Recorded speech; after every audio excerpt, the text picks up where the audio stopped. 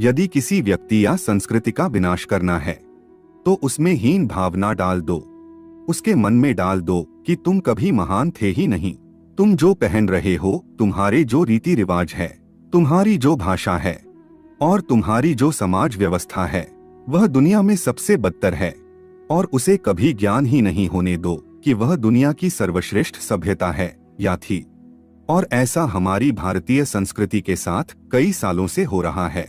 और इसी के चलते हुए कई सारी गलत थियरियां, कई सारे प्रोपेगेंडा चलाए जा रहे हैं। और कुछ ना हो सके तो डिवाइड एंड रूल का नियम अपनाओ।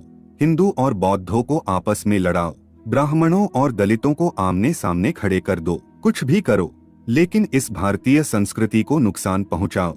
और इसी षड्यंत्र के अनुसार हमें कई सारी बातें नहीं बताई जाती।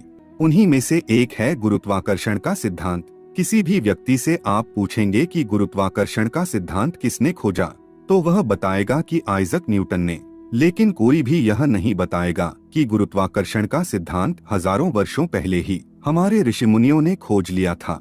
लेकिन हमारे ऋषि मुनियों का नाम कहीं भी नहीं बताया जाएगा, क्योंकि इन सिद्धांतों को अगर भारतीय ऋषि मुनियों ने खोज लिया था तो पश्चिमी वैज्ञानिक महान नहीं कहलाएंगे, बल्कि यह वैज्ञानिक नकल करने वाले और चोर कहलाएंगे।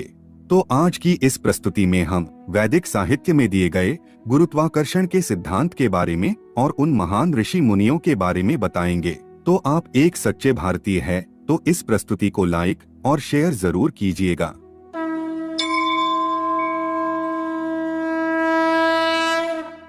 मित्रों, न्यूटन से पहले बाहरी दुनिया को यह नहीं पता था कि सेब नीचे ही क्यों गिरता है, लेकिन हमारे भारतीय लोगों को पता था कि ऊपर फेंका गया मिट्टी का ढेला नीचे ही क्यों गिरता है। और इसी बात को हमारे महर्षि पतंजलि ने इस श्लोक में बताया है। लोष्ठः क्षिप्तो बाहुवेगम गत्वा नैव तिर्यक गच्छति नोर्ध्वमारोहति पृथ्वी विकारः पृथ्वीमेव गच्छति आंतर्यतः। अर्थात पृथ्वी की आकर्षण शक्ति इस प्रकार की है कि यदि मिट्टी का ढेला ऊपर फेंका जाता है